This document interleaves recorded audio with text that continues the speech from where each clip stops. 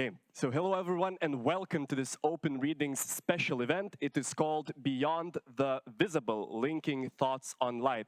It's really an amazing opportunity to have this interdisciplinary discussion on such a topic as light, because rarely in Lithuania's academia do we have an opportunity to discuss about a topic with a wide variety of different thinkers and different scholars from different topics. So today we will also be gathering with hugely different scholars, but I have to present the panel for you guys. So let's begin with welcoming, with your applause, philosopher, Professor, Dr. Naglis Kardelis.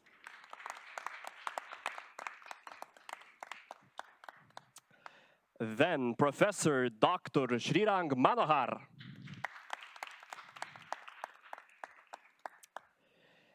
Then Associate Dean of the Faculty of Catholic Theology at Vytauto Didžiojo University, Associate Professor Dr. Benas Ulevičius.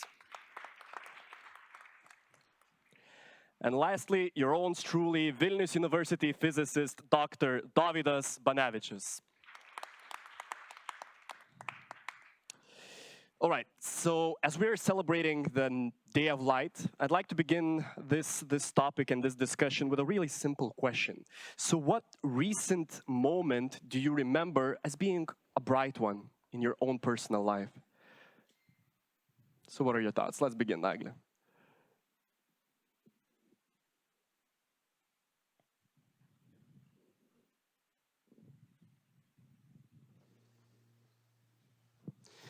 Thank you. The phenomenon of light is interesting in the sense that the word phenomenon, Greek word phenomenon, is of the same root as another word, phos, photos, which means light. So on the Day of Light, we celebrate all kinds of phenomena, and I think that this is the day of enlightenment to all of us, for all of us, and we should think and speak today about all aspects of light. And from the point of philosophy, we should speak and think about light in terms of the object of knowledge, to think and to speak about light and to investigate light as a special phenomenon.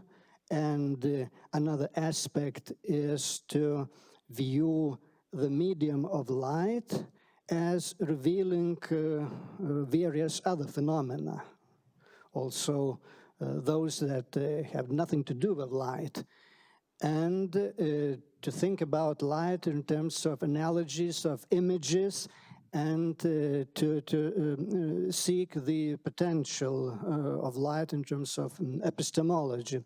So I'm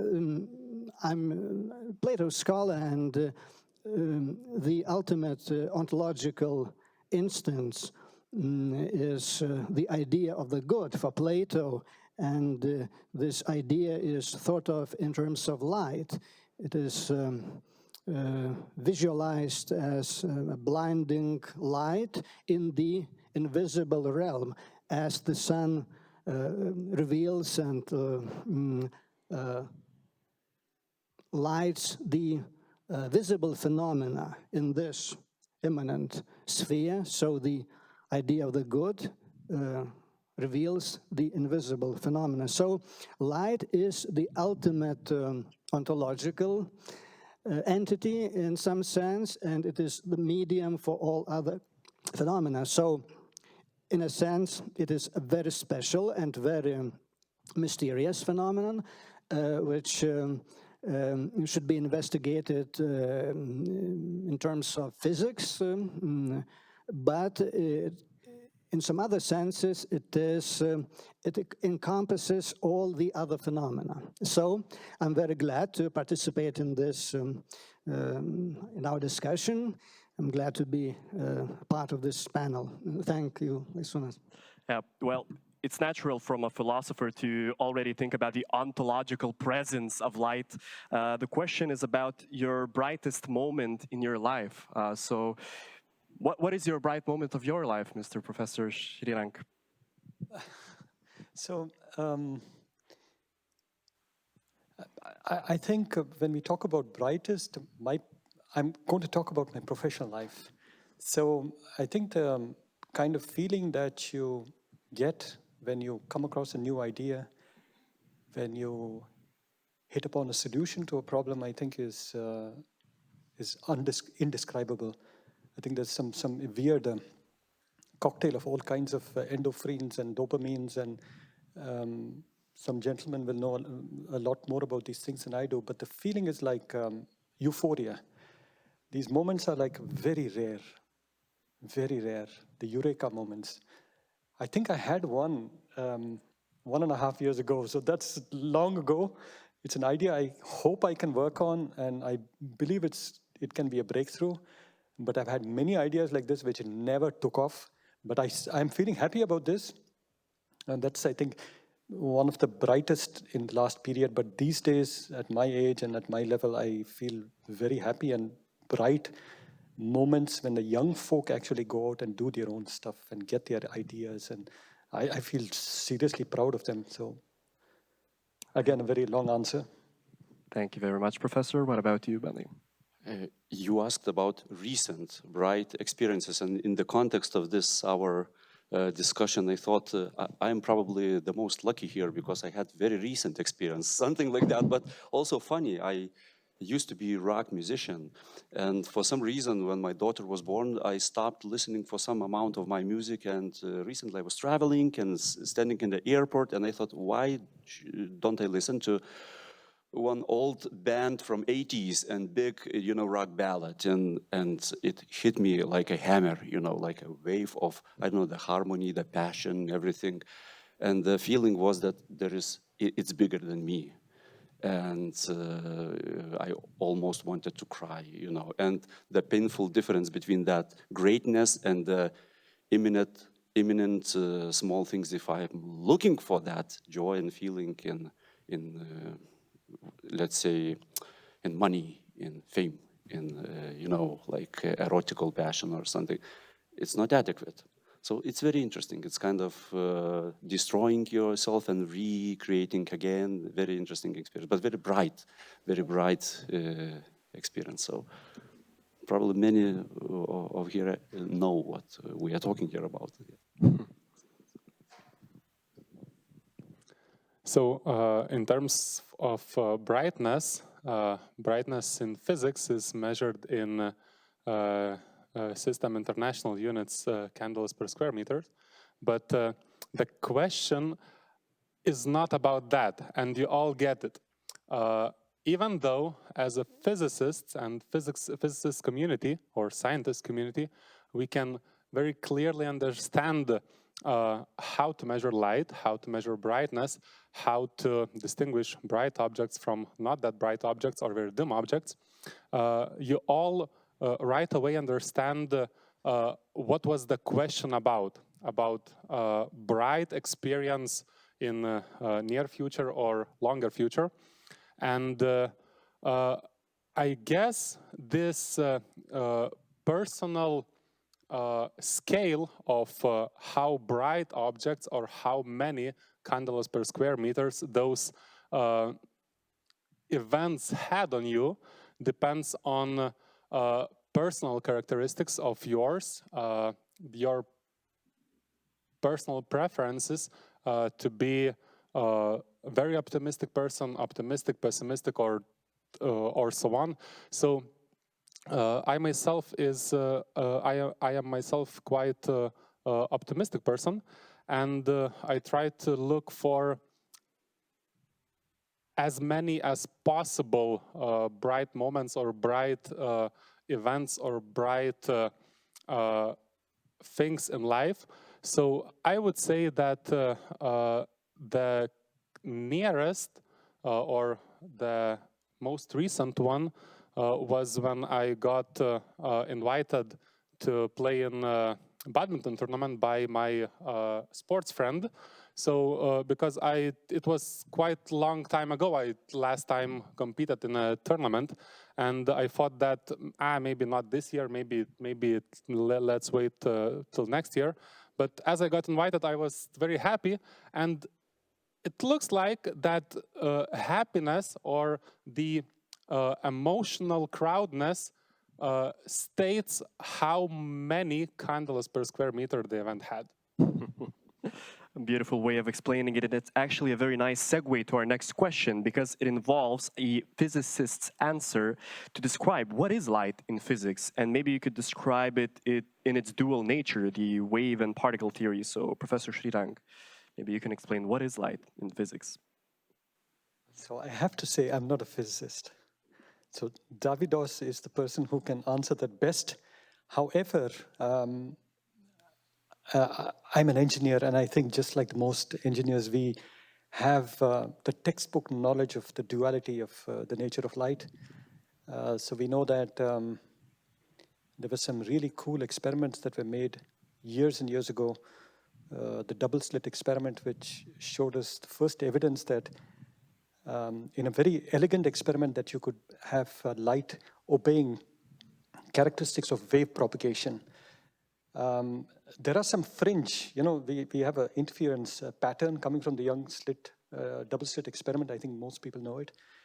And there are some sort of fringe theories which these days, which talk about dark photons to explain the interference patterns. Please don't ask me about it, because this is just not my field.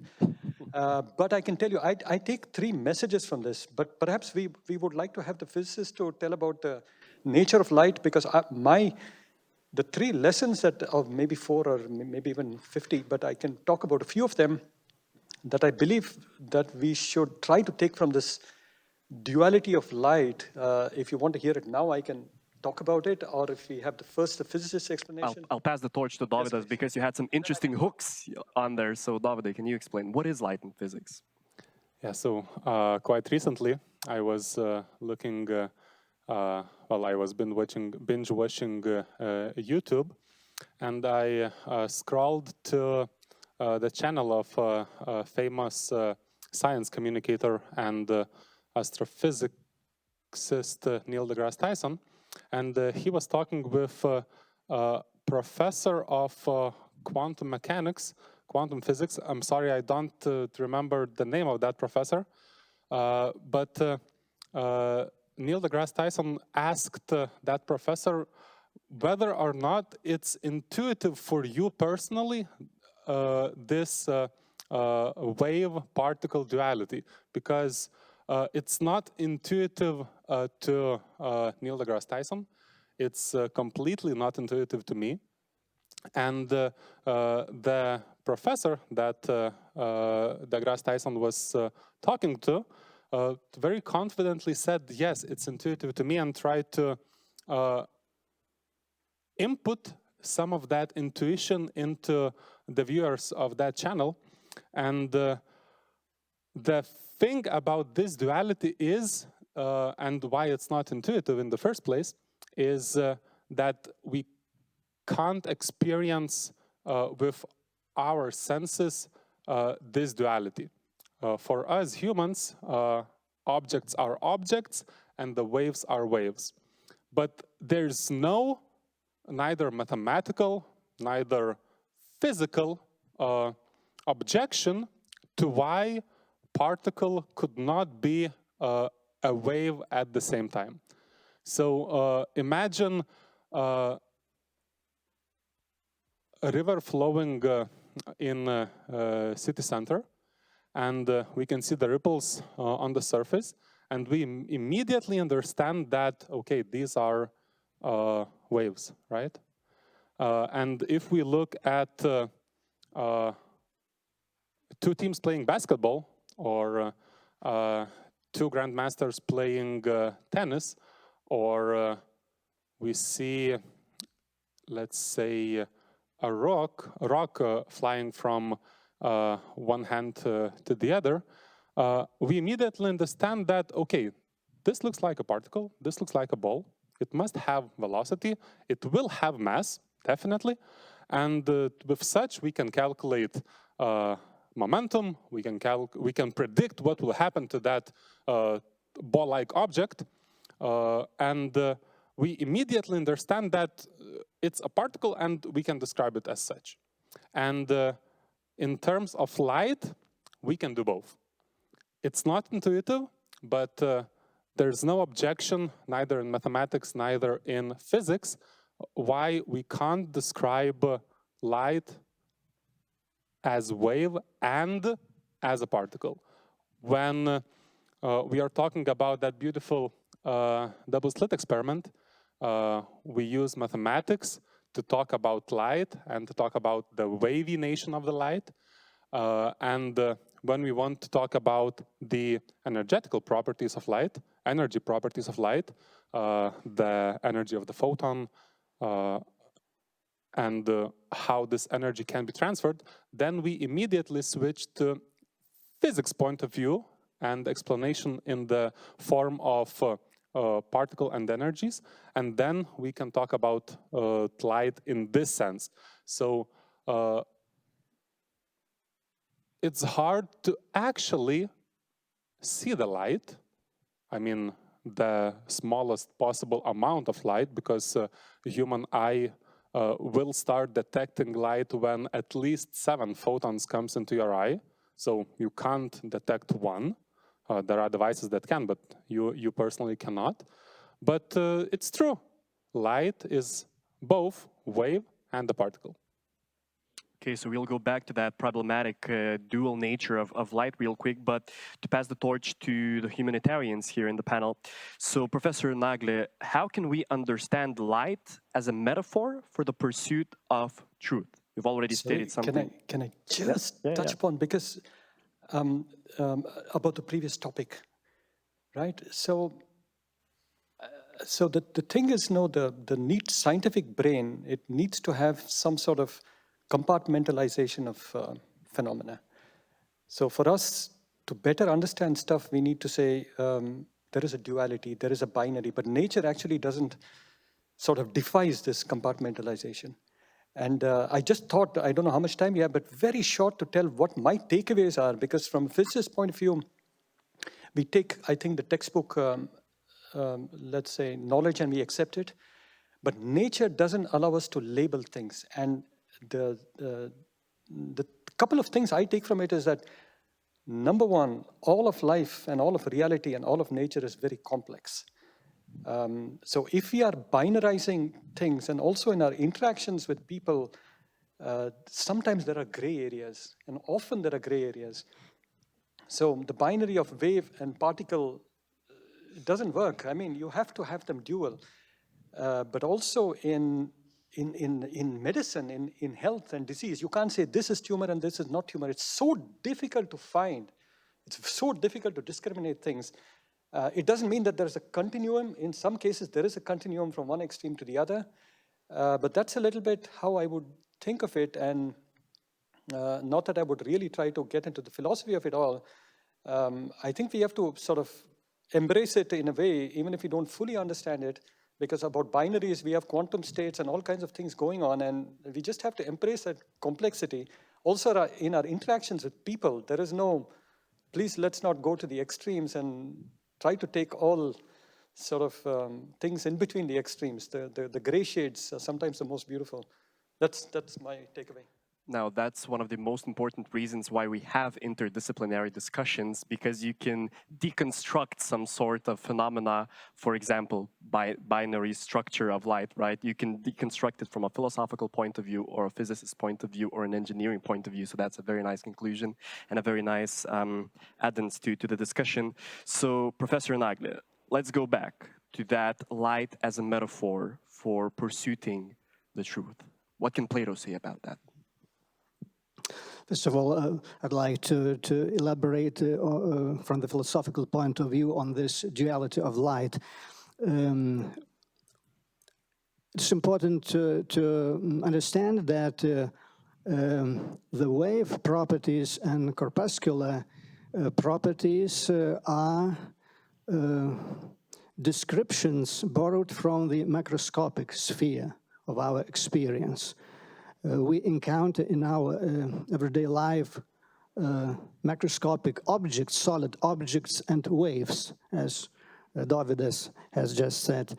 So we employ those concepts in the microscopic sphere, dealing with very mysterious objects, particles and waves at the same time, but we view them as having this dual nature, as being particles and waves at the same time, but they may be neither waves nor particles, but we do not have the framework to describe them in adequate way. So we borrow from our macroscopic experience various metaphors, various images in order to visualize and to make sense of those microscopic objects.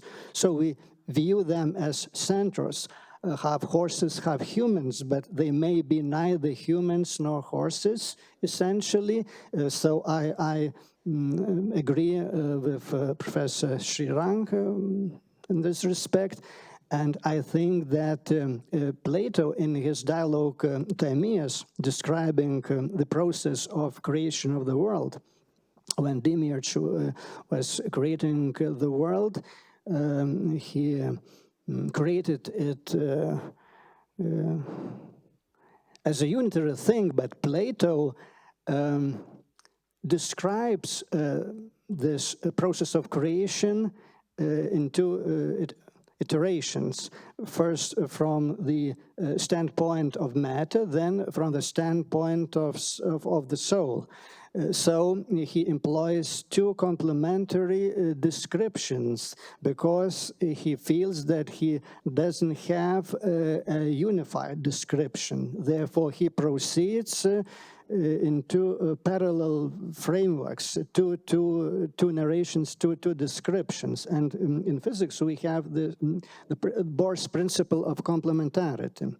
He says that because we do not have an adequate way of describing those microscopic objects, phenomena, we employ from our macroscopic everyday experience the images related to solid objects and to waves. When we see the ripples of water on the lake and we describe mathematically this propagation of waves, and then we notice that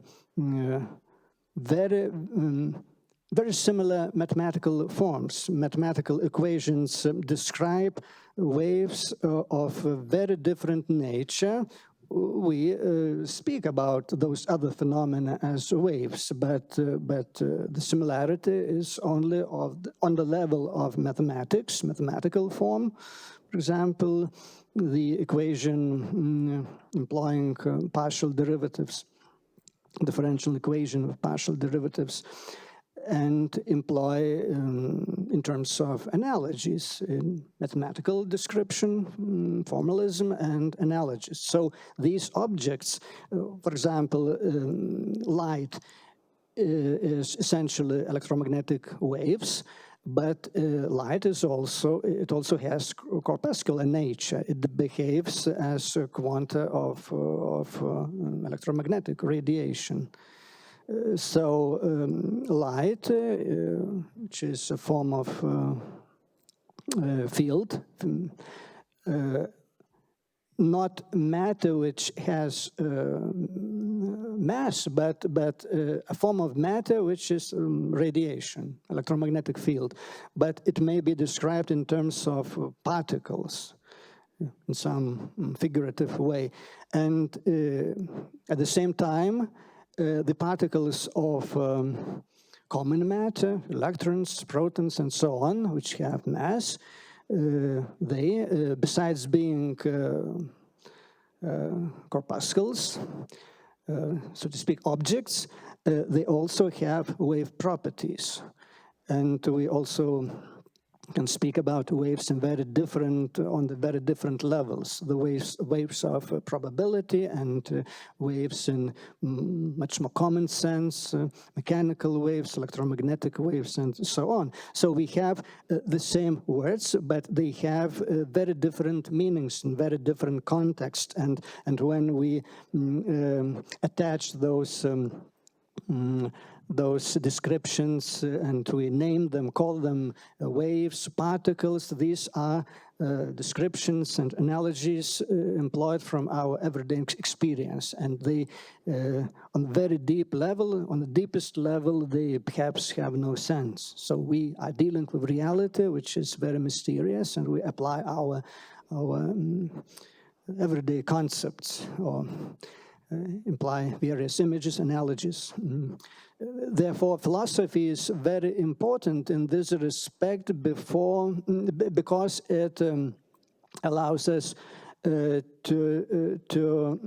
find those figurative levels of meaning when we speak about light, but also we may deconstruct those very rigid concepts of those who are working in the sphere of natural sciences, because they are, epistemologically, they are very often naive realists.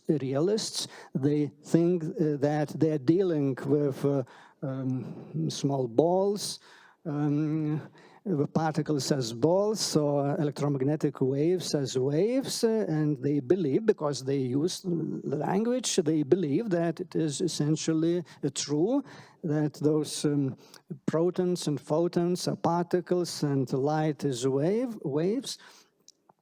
So it's very important for a philosopher to deconstruct those concepts and show that physicists and chemists and biologists also use this language figuratively, not that strictly as they believe and think. But on the other hand, philosophers use the concept of light as an image of ultimate reality, as Plato thought about the idea of the good and viewed it as a sort of invisible light. For example, the philosopher Robert Grosseteste, medieval philosopher of the Middle Ages, he was the teacher of Roger Bacon, another very, very great British philosopher of the Middle Ages. He developed a special metaphysics of light and tried to unite thinking about the visible light and this invisible light, metaphysical light. We should understand that light is one of the most generous and rich concepts in order to make sense of reality, because we employ the concept of light when we show the ability of light to articulate things, because philosophy such a branch of knowledge which works in terms of distinctions. Philosophers make a lot of distinctions, and those distinctions appear in light. So light articulates reality. It shows those various distinctions. And also, in the ethical sense, light is a metaphor of ethical good, of goodness, of nobility. So we, in terms of metaphors, speak about evil as something of darkness, as a force of darkness, and the forces of the good are thought of as forces of light, in very analogical sense, because light reveals all the deficiencies, all bad things. It exposes them, and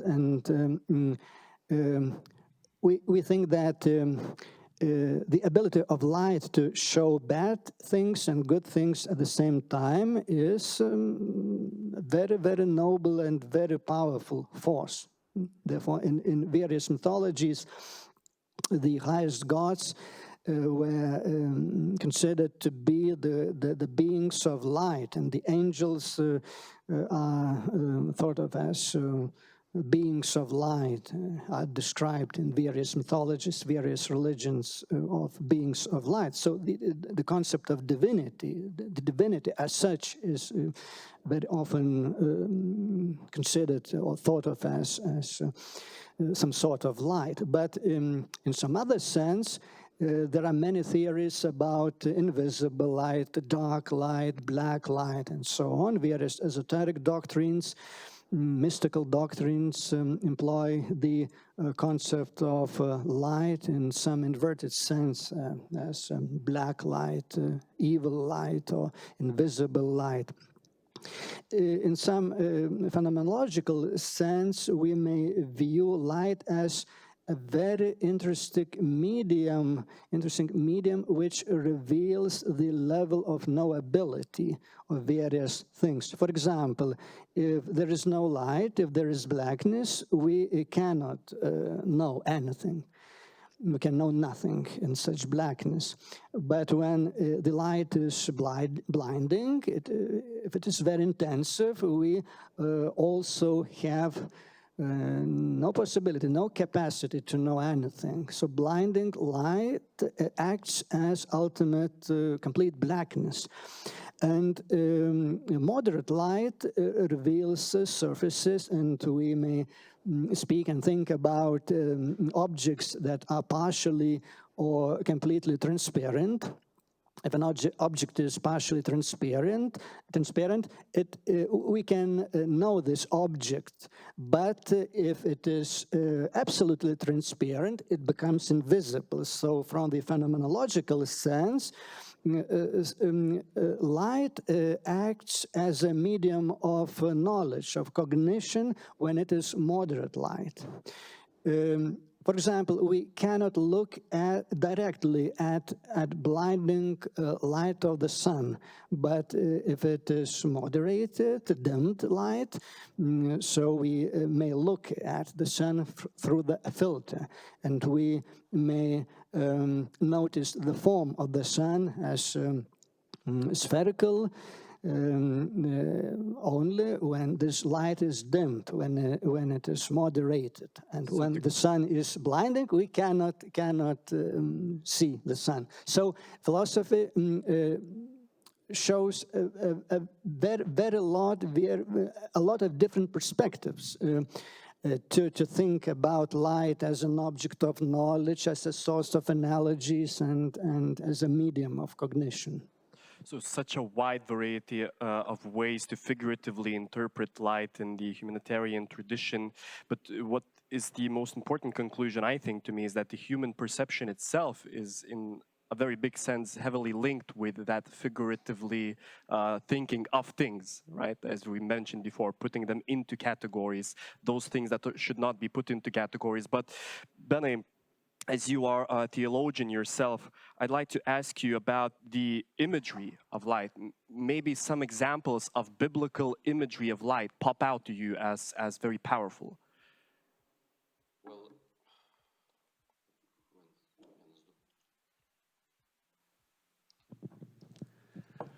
Well, it will also be metaphor. And the role of metaphor is always to simplify and to visualize, to make it possible to visualize something which is unfathomable, immense. So yes, for Christianity and also for other religions, it's a very universal symbol. Light, I think, as a metaphor, comes from very simple experience. If we are, as it was mentioned, in a dark room and it's only darkness, we cannot get any direction, sense of direction. So there is no meaning. There is no point to move to whatever direction because there is no door or window, and a little glimpse of light opens that direction. And also, I think we know this fact, but we rarely do the experiment. If light is diminishing in the evening, for example, the colors, they fade. There are no reds or greens or blues. There are only shades of gray. It's very, very interesting. Try to do it empirically, kind of just watch what happens with colors. So if you do that, it gives you a sense that there should be some medium in which things appear. It's kind of like ontological medium, however you call this medium. You can call God, say the mind of God, but that's a further question. But there should be something greater which makes this reality existent, and also then my mind can work like light because I realize and understand and grasp some things but not others. So it's like a beam of light that illuminates this or that part of reality. So, and of course, you asked about God, but all right, so I think that's enough. Yeah. I'd like to add a little bit more on that dim evening and the perspective of dim evening. And even though I totally agree with what Ben has just said, now in modern understanding, there is an explanation. And the idea of this, how it looks, was established a long time ago when there was no modern explanation of that. And the explanation is quite simple. What relates those very not colorful late evenings. The idea is the construction of the human eye, and when it's bright outside, like in this room, most signal of what's around us is created by the red, blue, and green cones of cone receptors of the eye. And when it's dim outside, when there's not many photons flying around, not many electromagnetic waves flying around in this particular electromagnetic spectrum place, the biggest signal is created by completely different receptors that are called rods. And those rods are, in a sense, colorless because there's only one type of them. So when we have good lighting, so we are working with a free color regime, and that's why we can have colorful world. And in cozy but very dim evening, in military terms, it's called the hour of the wolf. We are working with only one color or colorless vision sensors. That's why we can't feel colors and we only feel shades.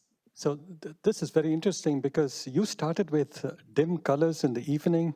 You went to talk about cones and rods, and I absolutely agree with you. So the visual acuity is actually the density of receptors is the highest at the, let's say, optical axis of the eye. But as you go farther away on the retina, you have more of the rods. So if ever, and I hope you will never be in trouble, and that the lights have been completely switched off, you have to try and look at objects typically in front of you by turning away and trying to look from the corner of your eye. I'm not joking. You should try this out in the evening.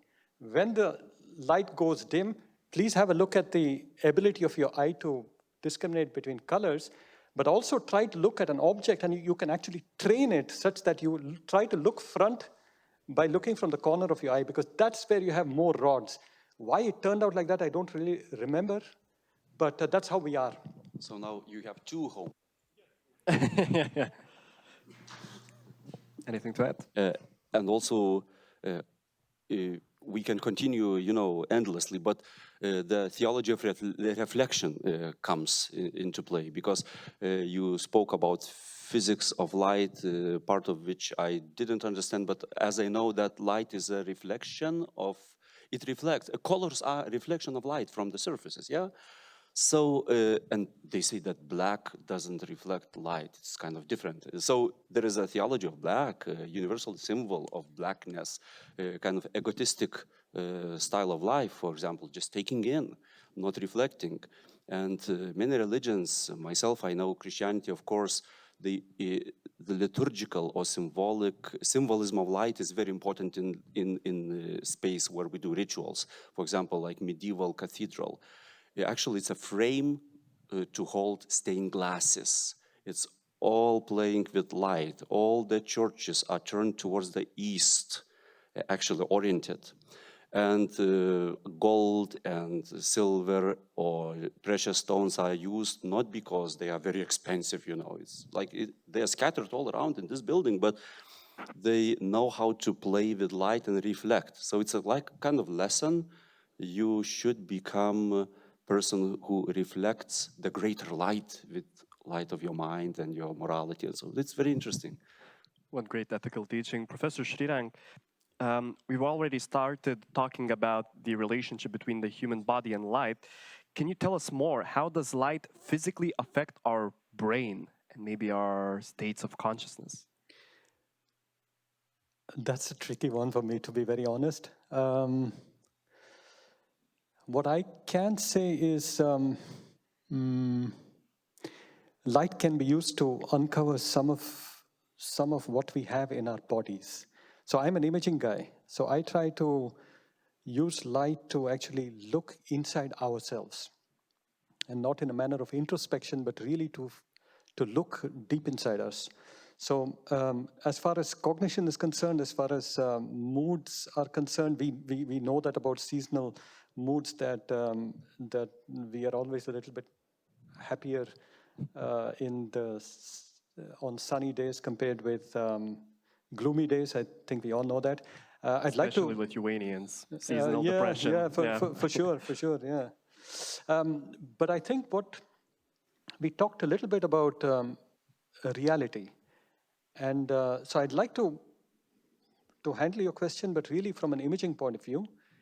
And so the thing is that there is a certain biological reality of our tissues.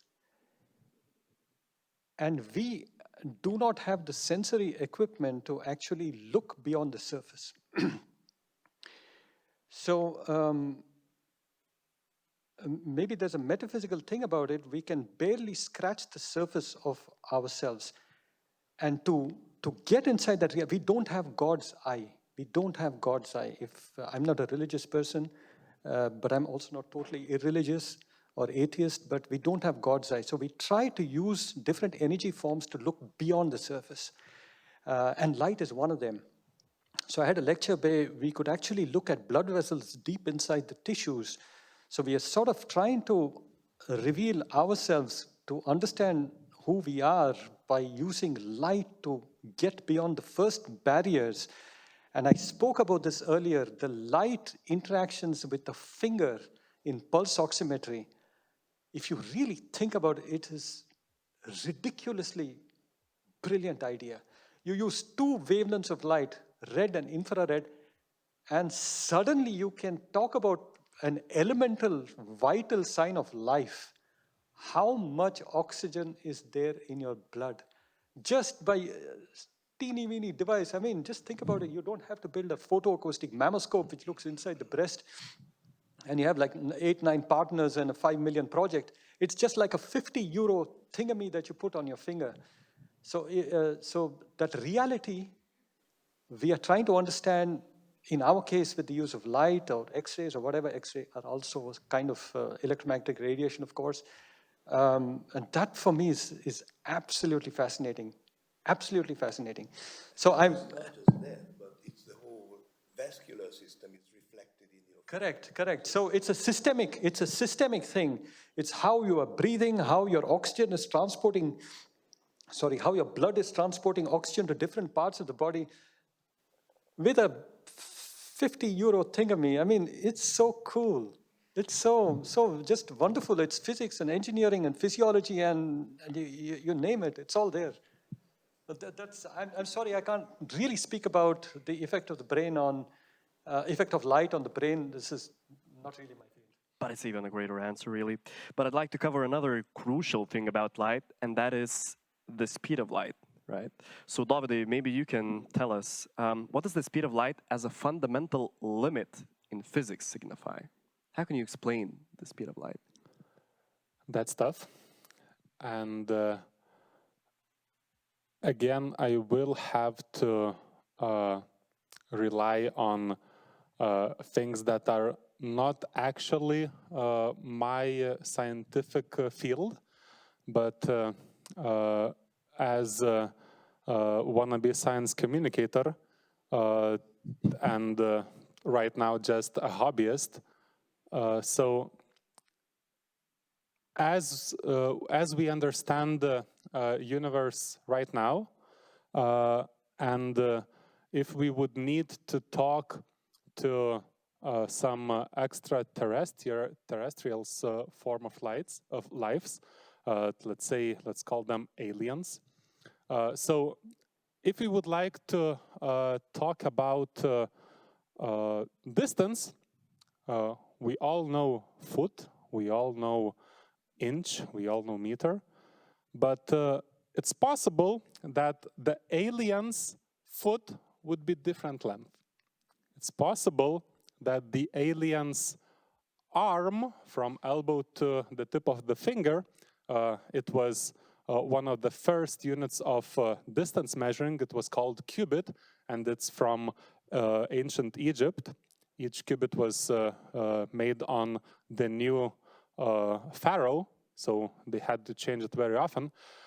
So those aliens would not have the same systematic view, but it's very possible that if that another form of life is smart, the same smart as us or even smarter, they would also have found out the same limits of the universe. And those limits are not so tricky to find out. Those limits are gravitational attraction, so gravitational constant that Newton measured more than 400 years ago, I guess. It's Planck's constant, and the speed of light. So now it's dim, so we have to talk with more cautious. Maybe something's... yeah, sure. I would just add, to me, it's fascinating example how this physics and theology and philosophy comes together in C.S. Lewis. It was like he was very famous professor from Cambridge, and Oxford, yeah, and so it will sound like something from science fiction sphere, but also when we think about early church fathers or early metaphysical thinkers, they would imagine that there should be some realm like ethereal, some of higher matter than this crude world. So Lewis would put this in one of his science fiction books like this: the last thing we experience in this reality is physical reality is light. And actually, we don't experience light itself, only reflections of light. But imagine the being whose body is from, let's say, particles of light or something, whatever light is. So to that being, our light is kind of dark thing and thick thing. It's not, very fast. So this light illuminates our world, but for that being, it's dark. So what would be the light of that being which illuminates our light, So that's why when we look at the universe, it's dark to us, but probably it's full of light, of higher nature. So, well, just a maybe fascinating example, the way that it could be thought about these things too.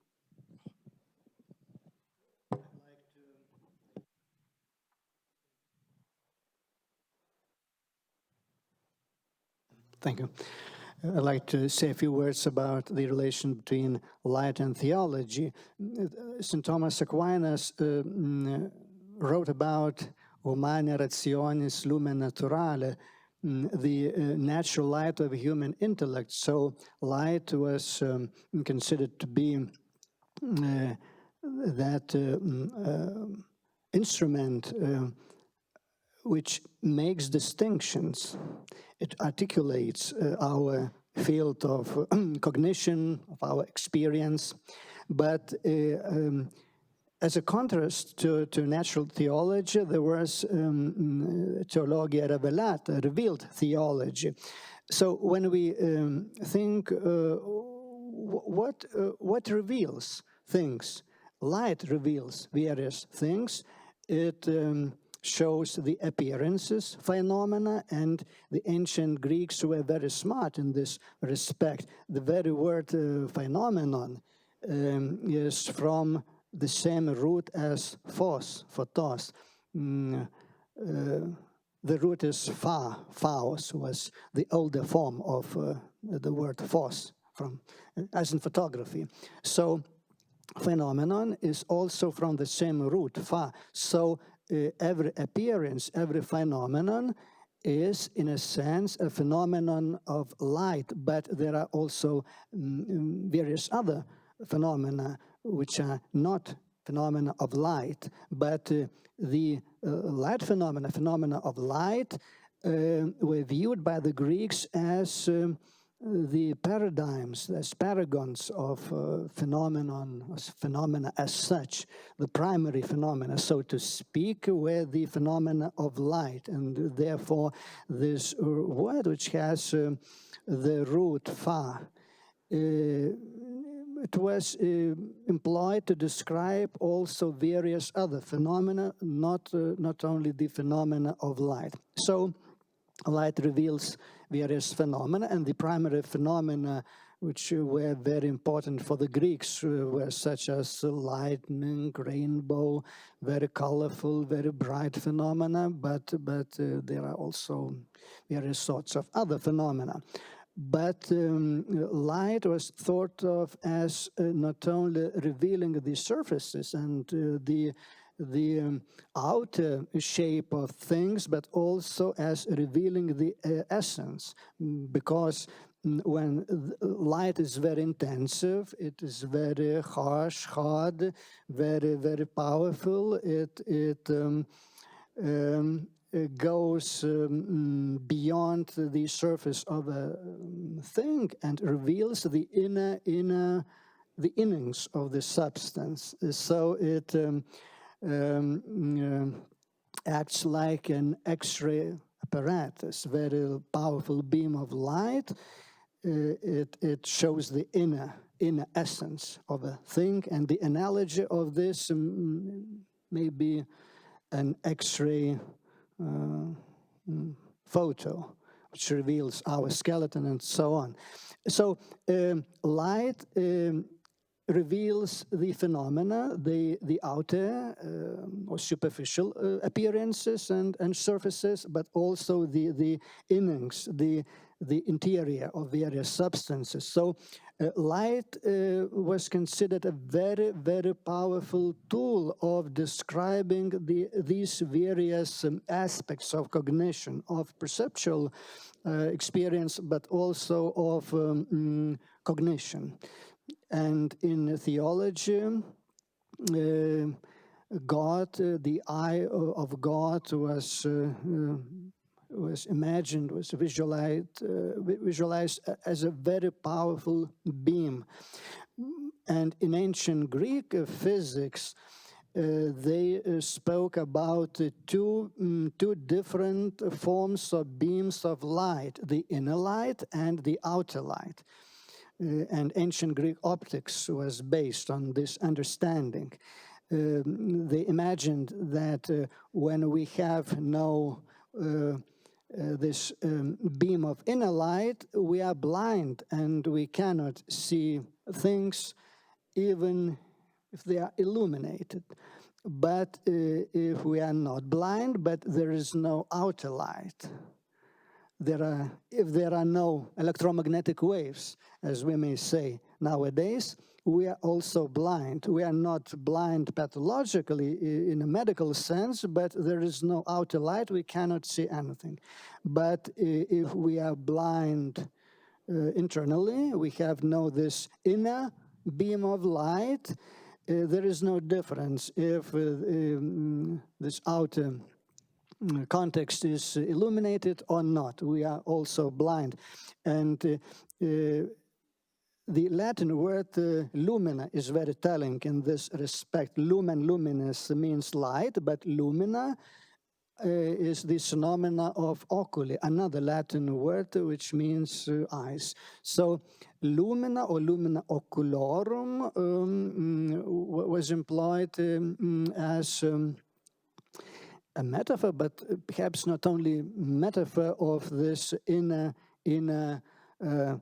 light, and we may visualize a human being as a sort of a cat or wolf with shining eyes. The Greeks and the Romans perhaps not only figuratively but literally understood this. So this they thought that this inner light was coming from our eyes, and it met the beam of outer light, and when they met at this junction, at this point of meeting, was formed an image. So we should abandon this very ancient, very complex concept of inner and outer light, but in a figurative sense, metaphysically and epistemologically and phenomenologically, we may still think about those two aspects of our inner light, the light of our intellect, humanae rationis lumen naturale, as Thomas Aquinas spoke, and this outer light or objective light as physicists speak about light. So there are a lot of rich layers of meaning, and we somewhat touched on this. I just love the play of physical light today, because when the physicist is talking about light, it becomes dim. When the theologian and philosopher begins talking about light, it becomes bright in this room. But as we don't have much time, before passing on the mic to our audience, I'd like to end with asking a scientific question. So perhaps you see some possibilities for interdisciplinary studies on light. What do you think, Davide? Oh, there are plenty. And more than half of the Faculty of Physics is based on interdisciplinary investigation of light and something else. Let's say laser physics, where we have essentially a hardware that does nothing, but then we make magic happen, well, physics happen. Then we have a collimated light source that can be as powerful as we want, basically. Then we can see material investigation groups and material research, where we use light as an instrument to investigate materials, and many more. So also there is an imaging group of Professor Srirang, and he also plays in interdisciplinary field, but not interdisciplinary of 2 parts, but interdisciplinary of at least 4 parts. He plays with medicine, he plays with light, he plays with sound, and he plays with engineering and physics of all of that. So that's as interdisciplinary as it could be. Well, it could be more interdisciplinary if the scientific work would be done in International Space Station. In that case, it would even be related to cosmological science. So it could be a little bit more, maybe 1 step more interdisciplinary. But yeah, light as an instrument is very important, especially in scientific fields, and without light and without the ability to use light and as an instrument, there would be way less scientific fields. Professor Srirang, do you see a world where the physicists could cooperate with the humanitarians of the world, with philosophers and theologians to shape a thesis or a book on such a topic as light? So,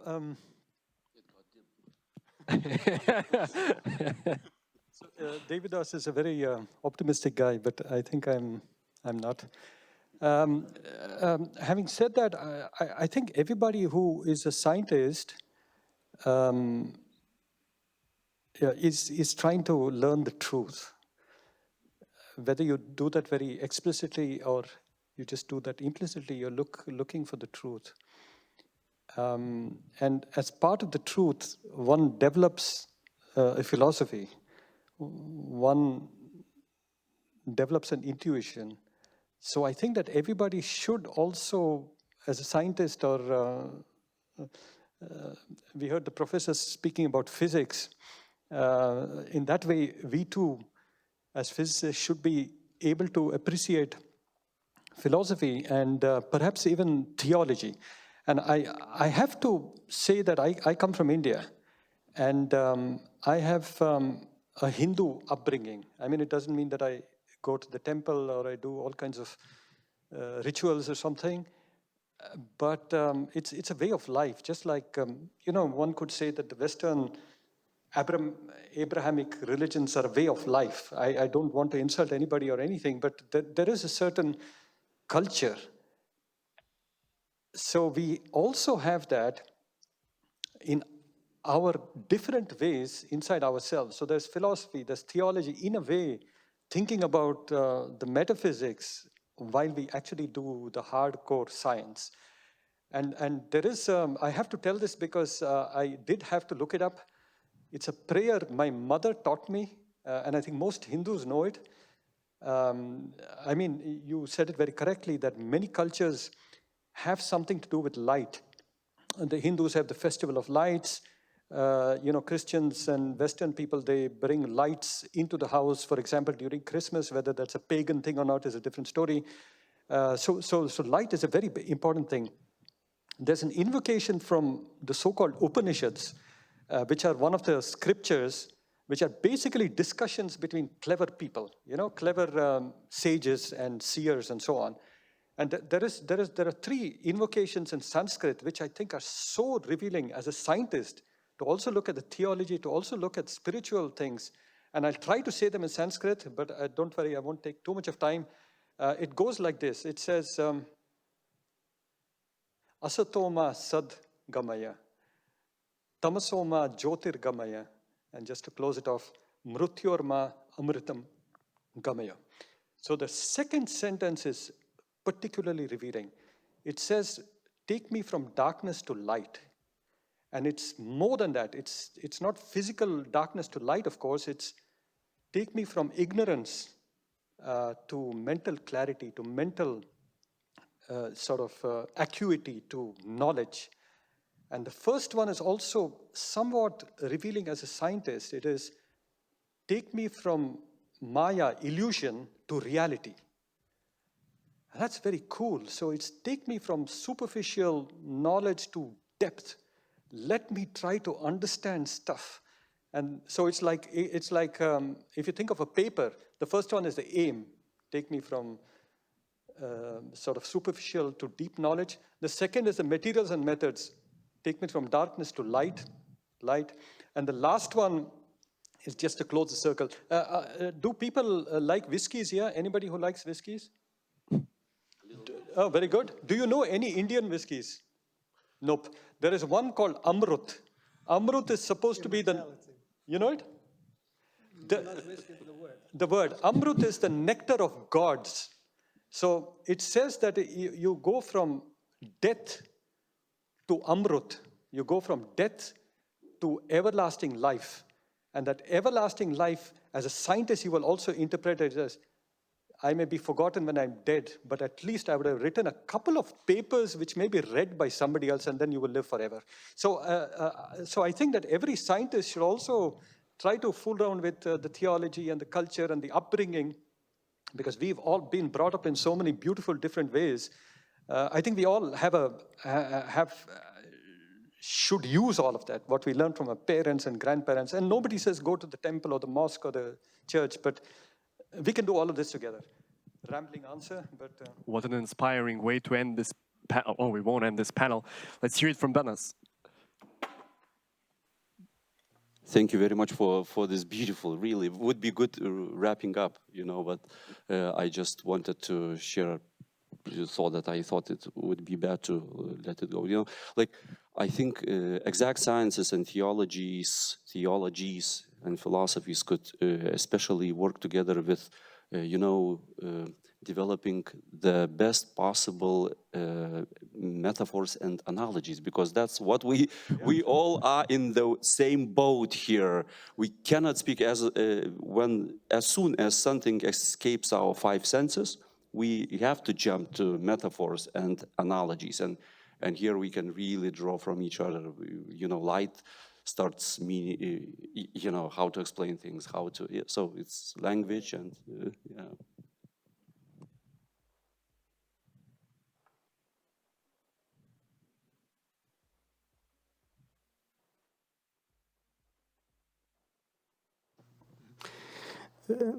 I very much appreciated this this remark of Professor Srirang about Tamas, which means darkness in Sanskrit, and it has both perceptual, common sense and this metaphorical sense, the darkness of ignorance. And the ancient Greeks also had very similar words, skotia, which means darkness and spiritual ignorance. And the beginning of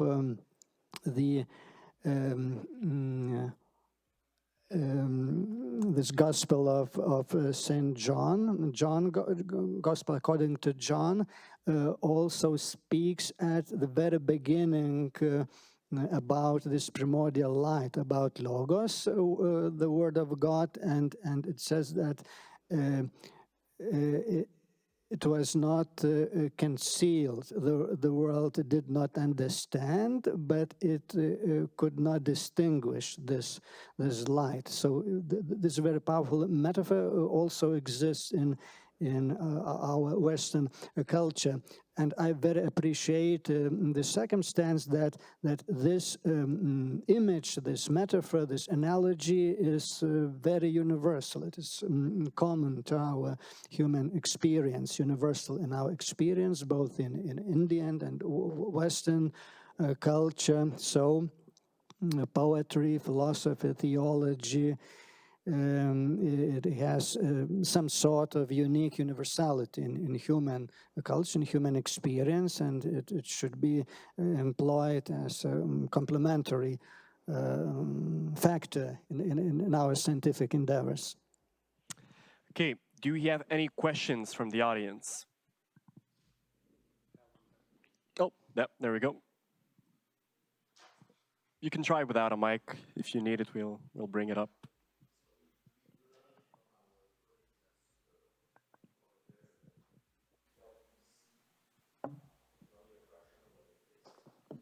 Sorry.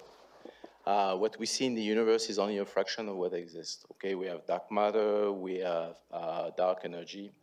So my question to you, both from a philosophical standpoint or scientific standpoint, is whether the true understanding found in light observation is found in light observation or in the shadows of the unknown. Who wants to take this? That's a very good question, and I will try to answer it from a little bit far away. So from yesterday's Laura's talk, Laura was showing particles, let's say helium and antihelium, and those particles consist of protons and neutrons. And what's protons and neutrons are made of? They are made of up and down quarks. In one way, 2 ups, in the other way, 2 downs, but the quarks are free. How we note protons or neutrons in a slide in our notebook? We do it in just a circle as a form of a ball. Nobody has ever saw an actual shape of the proton. We don't know if that's a ball, if that's a spherical object. We are quite sure, though, they are made of free quarks.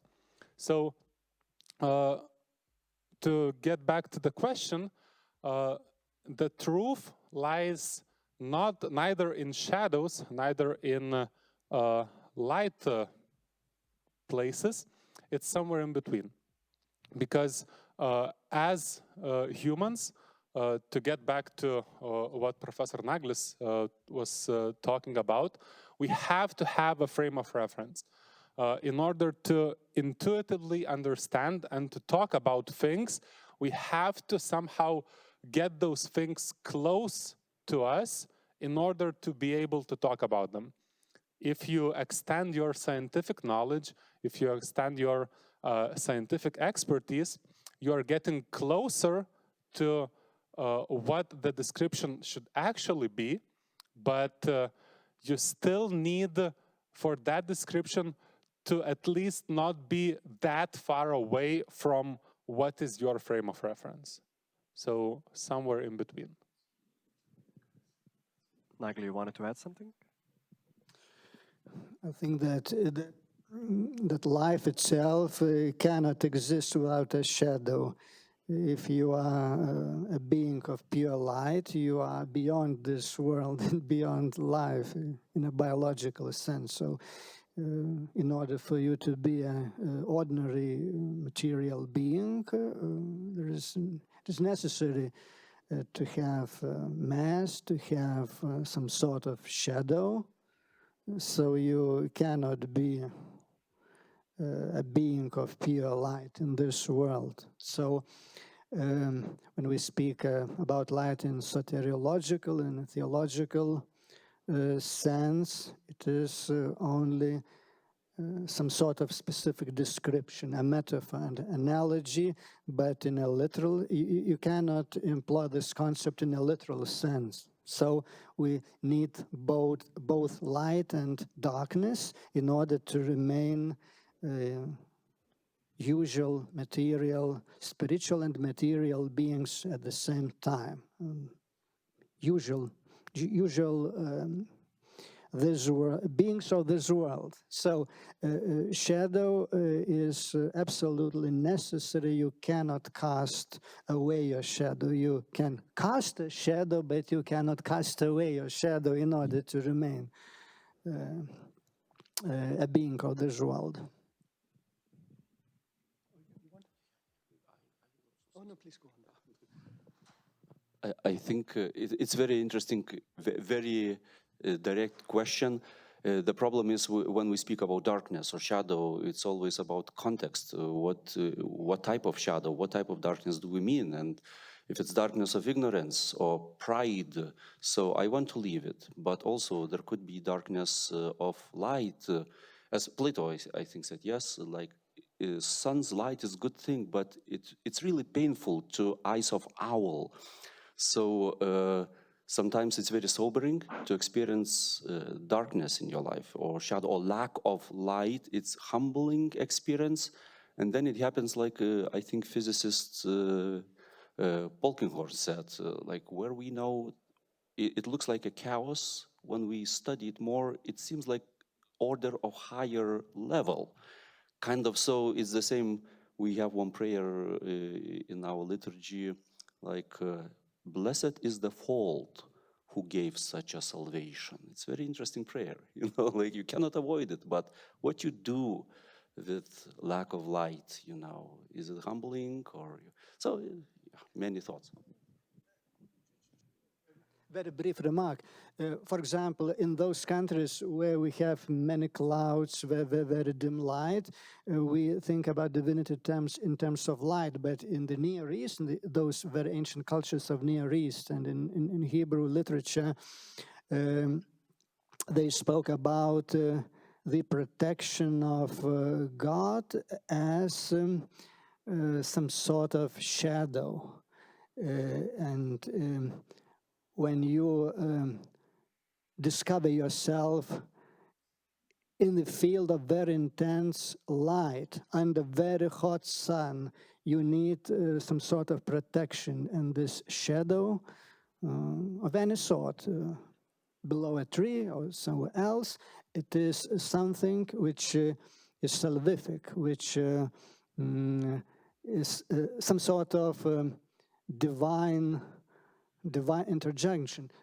Therefore, they thought about the shadow of God as some sort of umbrella, some sort of protection provided by God. And in ancient Egyptian culture, mythology, they had this concept of shut, which means shadow, and this was also thought of as some sort of an element of human soul. In ancient Egyptian understanding, there were many different elements of the soul, and one of those elements was shut, the shadow. So if we think about ourselves as spiritual beings, this element of shadow is inescapable. It is very important. And Carl Gustav Jung, also the father of analytic psychology,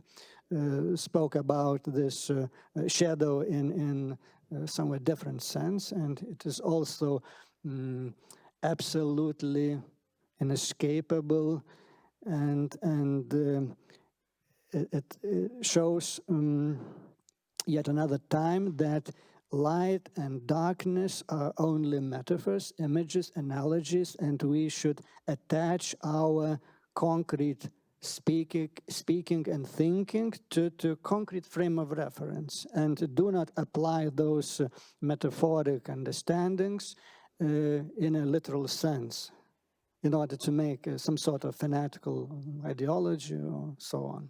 Professor Srirang, anything to add? Right. So again, your question has raised, I think, a number of points.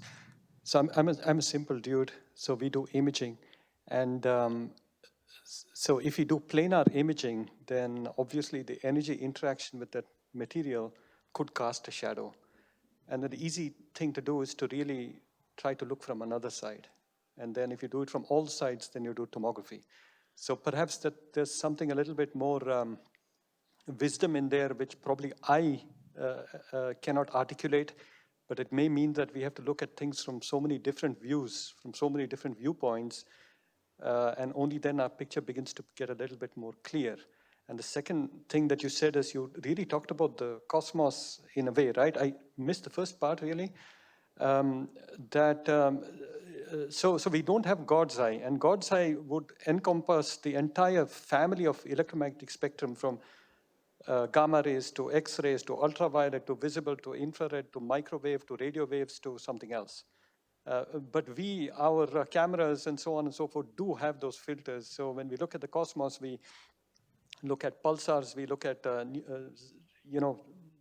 with a certain, you have a Hubble telescope which looks at, I could be making a mistake here, but looks in the far X-ray. Something else looks in the visible and so on and so forth. So hopefully we can try and put together a complete picture. And I mean it, the last point is that I think our brains are simply not capable of even knowing what we do not know. And that's I think you know it, sometimes the best epiphanies come from asking the right questions. We don't even know where is the shadow region. We don't know what we don't know. We are in fact trying to be relevant by saying, I wish I knew that there was darkness and I'd at least try to shine something on it, but we are all looking for those relevant questions as well. So with that, I think I'm... Final remark.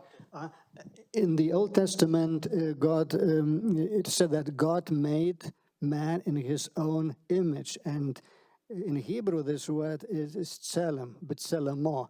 Tselem is derived from another word which has the same root, tzal, which means shadow. So we are the shadow of God, some sort of shadowy being in ancient Jewish understanding. So the concept of image is very, very interesting and powerful in a metaphysical and conceptual framework from this metaphysical point of view. So there is no escape for us to be outside shadow, because we are the shadow of God. Any other questions after this deep remark? Wow.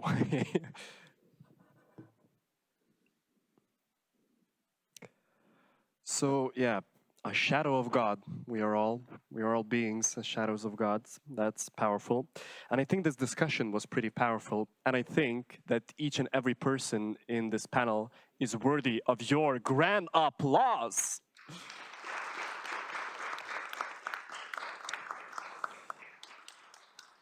Okay, so thank you very much for this event and have a good day. Bye.